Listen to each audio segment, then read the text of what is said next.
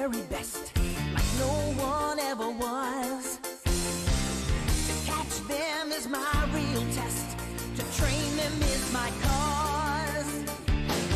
I will travel across the land, searching far and wide. Each Pokemon to understand the power that's inside.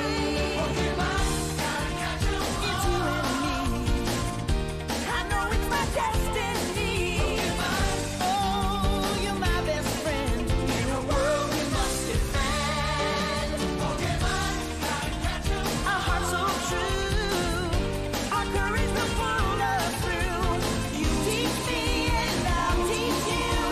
Pokemon, gotta catch 'em all. Gotta catch 'em all. Yeah. Pikachu. Isn't that beautiful? It sure is. I need rings, Super Bowl size. I need a fine dime with some Super Bowl thighs. You say you the truth, that's a Super Bowl lie. I flex on a nigga like a super swole guy. You come into the squad and you super gon' die. I make it look easy and I super don't try. It's funny, everybody always looking up to me, but I've always been a super short guy. Bye. What is going on, guys? This is JWAGS 412. This is my part 3 and my final rant about Pokemon Scarlet and Violet. I have spent a little bit over 40 hours on this game. I have beaten all the gym leaders. I have beaten the Elite Four. I have beaten Team Galactic. I have beaten all the Titans. And after all that, and after catching about 100 or so Pokemon, when it was all over, I couldn't help but feel disappointed. I couldn't help but feeling like there could have been a lot more to this. I couldn't help but feeling dismay in my heart for where this franchise has gone. This is not a review. I am not a reviewer. I'm just some guy who likes Pokemon who is talking about the game. Any footage you see will not be my own because I refuse to buy a goddamn capture card just for the Switch. Now graphically, I think we can all agree that this game looks like shit, man. I've heard people saying it's the best looking Pokemon game. I beg to fucking differ. This game does not look better than Pokemon Legends, Arceus. This game does not look better than Pokemon Sword and Shield. It looks god awful. Muddy textures. Water looks unrealistic. You got the goddamn windmills moving at 5 frames per second. The shit graphically looks terrible. The character models look okay. Most of the Pokemon look okay when they're in the fight sequences, but when they're not in the fight battles, when there's roaming the world, they do not look good. The grass looks fucking awful. Everything about it, I know I keep saying awful, but that's the only way to fucking describe it. If you look at some of these pictures here, it just looks like a big blobby mess, man. It looks like some shit you would see like in the N64 late era or the early PS1. Some of that shit looks that bad. So graphically for me, no, this game is not hitting the mark. Now moving on to performance. I did not experience not one single game crashing bug. I had nothing happen to me that was game breaking entirely. But what I did have happen fucking constantly is insane FPS drops. This thing's supposed to run at 30 FPS. And at times I was going well below 10. Well into the single digits. And this shit is jarring and this shit is constant. Now since then, I beat this game probably 2 weeks ago. Since then they have put out a bunch of patches, so maybe it's more stable now. But it's not that stable. The pop-in is by far the worst I have ever seen in a video game. And for anybody saying it's not that bad, you're fucking lying to yourself. There is no way I should have full-on NPCs and Pokemon and grass and rocks popping up 2 feet in fucking front of me constantly, especially when you're on a motorcycle fucking Pokemon. It is jarring to see, man, and it's very distracting and it's very immersion breaking. Stop trying to fucking lie and defend this shit, man. That pop-in, no exaggeration, is the absolute worst I've ever seen in a video game ever. That shit is unforgivable. That shit is intolerable. There's no reason it should fucking happen like that. Fix that shit immediately, because that can be a goddamn headache throughout my entire experience along the FPS drops. So you got the fucking frames dropping from fucking 30 to 10 to 5 back to 25, and then amidst all this fucking frame drop, then I got popping every fucking 2 seconds. it is not a good experience. And it's certainly not an experience you expect to pay $60 goddamn for. Even the fucking NPCs are dropping frames. I shit you not. You'll see an NPC walking 10 feet away, and they're walking at like 5 frames per second, looking like the goddamn animatronic things from Chuck E. Cheese.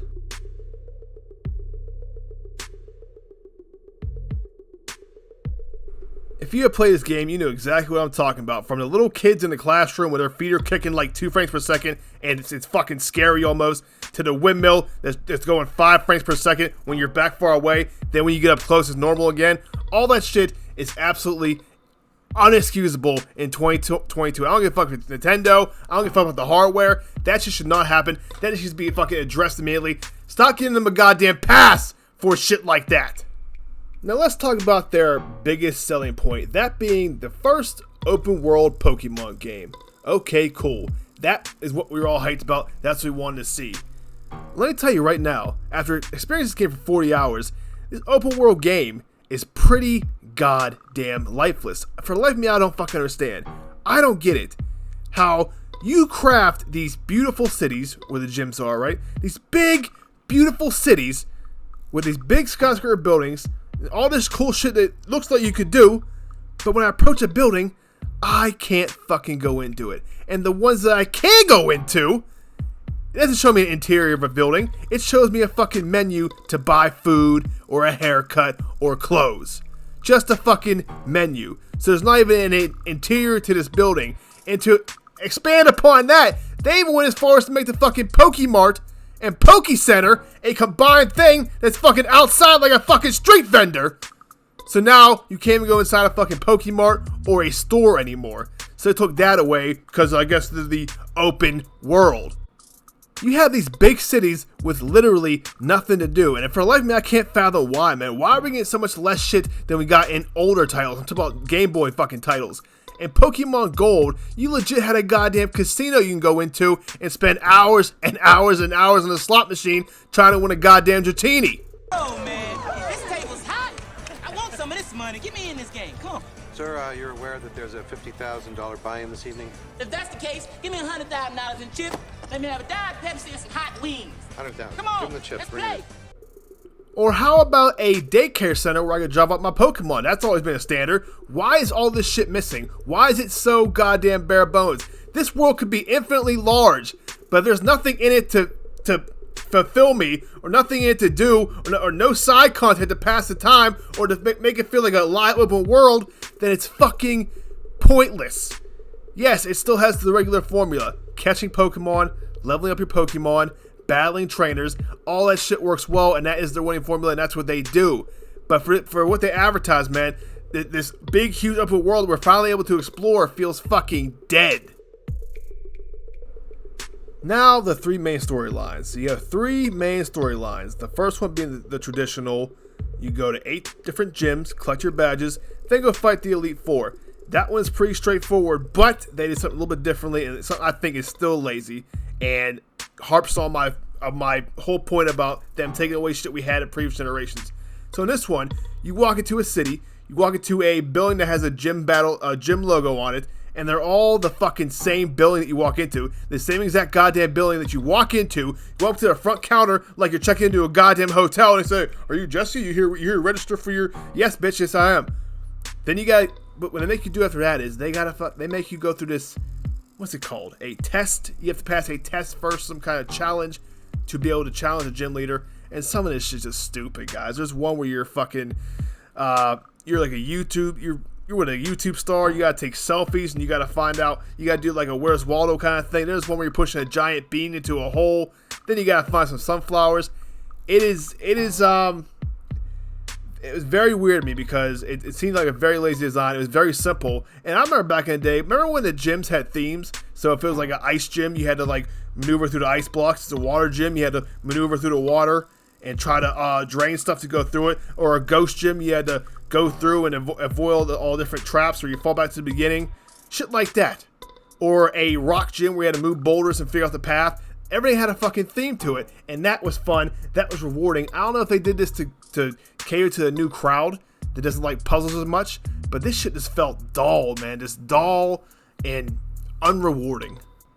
Then the most horrible shit, and my biggest gripe of the game story-wise is this Team Galactic shit. So you gotta go to 4 or 5 different bases where you have to walk in this thing, and you throw your Pokemon, which is a feature. You throw your Pokemon to auto battle, and they give you 10 minutes. You have to kill 30 Pokemon. So you literally just go in there and you're throwing your Pokemon at 30 Pokemon in a time limit until it's over. And you can do it in 2 minutes. Like, you have plenty of fucking time, but you're not really doing anything. You're just throwing Pokemon out there, and if your Pokemon get too hurt, you can go grab a fucking soda out the vending machine. It is pointless, and you do this at every single one before you can fight the main person. You have to go in there, just throw your Pokemon with one button until it kills 30. Oh, that's a great fucking challenge. That's a great gameplay mechanic. But then you actually fight the main person, and you go through their few Pokemon they send out, and they're standing on top of a goddamn big-ass mechanical, behemoth bus that they made. And once you beat the Pokemon, I shit you not, you fight the fucking bus. All 5 times. All for a story about kids being bullied at school, and now the director, who's Clive, who's trying to get to the bottom. It's terrible. The strongest part of this game story-wise is most definitely the Titan sequence, where you go and fight the 5 Titans. And each time you defeat a Titan, you will unlock a special ability for your Pokemon, for your legendary, whether that's Scarlet or Violet, for your motorcycle. And that was pretty cool. It opens the traverse up a little bit, opens the map up. You can glide, you can climb rocks. So I'd recommend, if you're playing this game, to do that first. Try to do the Titans first and get all that stuff early. And that storyline, without spoiling it, was pretty decent. It had a lot of emotion to it. It had a lot of emotional weight. You got death, deaths in family. You have a story about a guy and his Pokemon companion, about his Pokemon's going blind. He's trying to heal him. So I did like that storyline in this game. Now, as far as Pokemon design go, these starters are goddamn trash. Probably the worst starters ever in a Pokemon game ever. I picked the Leaf one, and I fucking hated him the whole time. I hate when he evolved into garbage. But I was riding around this fucking map, and I see what I thought to be a fucking flamingo. I'm like, that looks just like a flamingo. So I go to Pokemon to catch it, and I could not believe what the fuck I saw. They literally have a Pokemon in there that's pink, that looks exactly like a flamingo, and they called it Flamigo. They just removed the fucking N and named it Flamigo. They are getting lazier and lazier. These Pokemon ideas are running out of goddamn designs, man. I don't know what's going on, but that shit baffled the shit out of me. I actually chuckled. Flamigo. Also, I forgot to mention that something was really out of place in the gym battles. There's a gym you go to where the gym leader is having a rap battle with somebody else during a Pokemon battle. So the gym leader is a rap star / rap battler. That really did not fit fucking Pokemon at all, and that really confused me.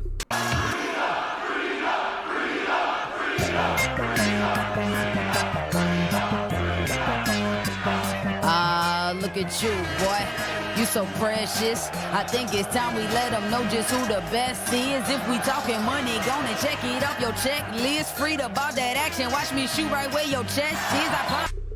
Overall, I give this shit a 5 out of 10, man. A 5 out of 10, and it's lucky to get that.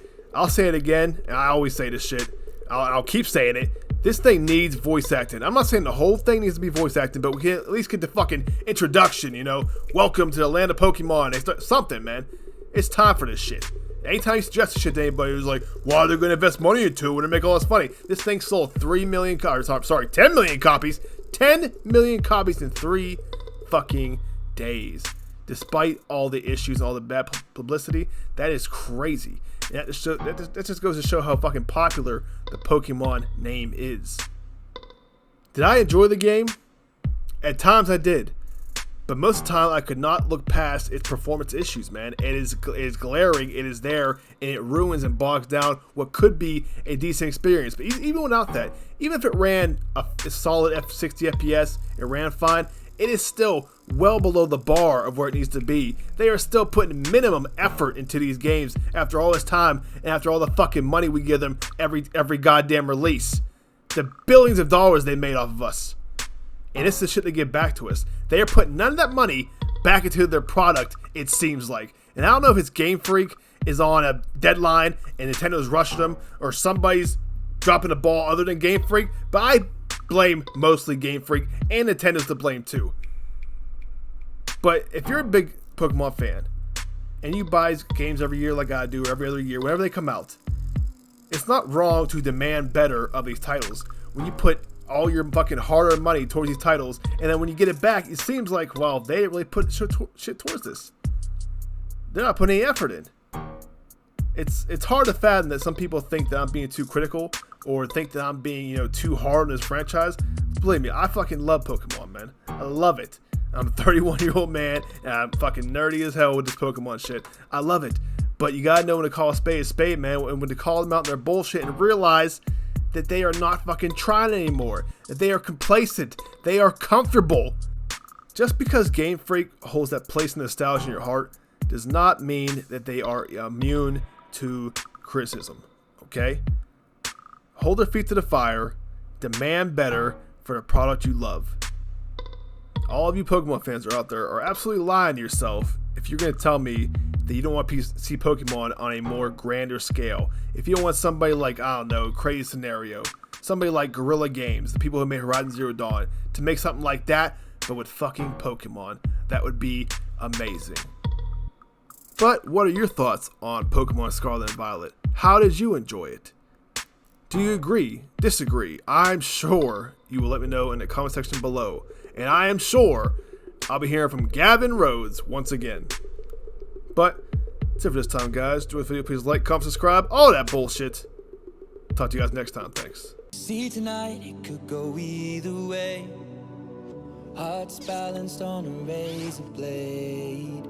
We are designed to love and break, and to rinse and repeat it all again. I get stuck when the world's too loud and things don't look up when you're going down. I know your arms are reaching out from somewhere beyond the clouds. You make me feel